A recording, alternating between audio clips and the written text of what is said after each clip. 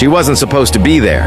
A Canaanite woman, a foreigner, an outsider, walked into a crowd where she didn't belong. The Jews despised her people, and yet she came anyway.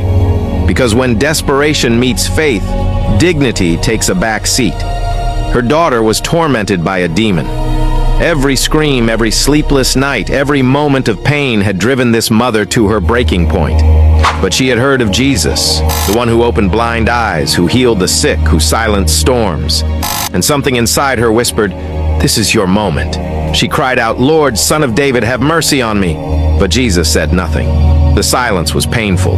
The disciples grew irritated and told him to send her away. Still, she wouldn't give up. She had no plan B.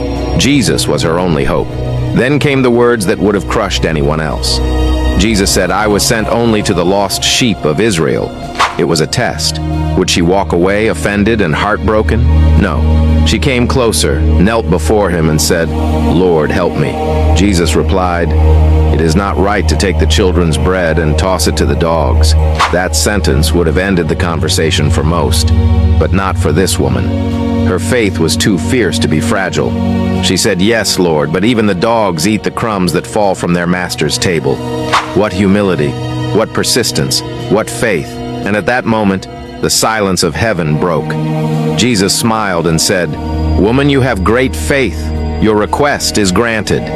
And instantly her daughter was healed. This story in Matthew 15, verses 21 to 28 reminds us that God responds not to entitlement, but to faith.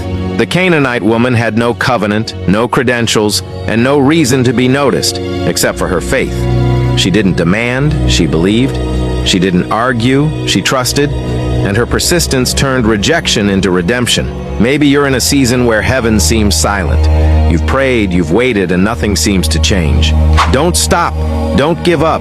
Even when God seems quiet, He's listening. Even when He tests your patience, He's building your faith.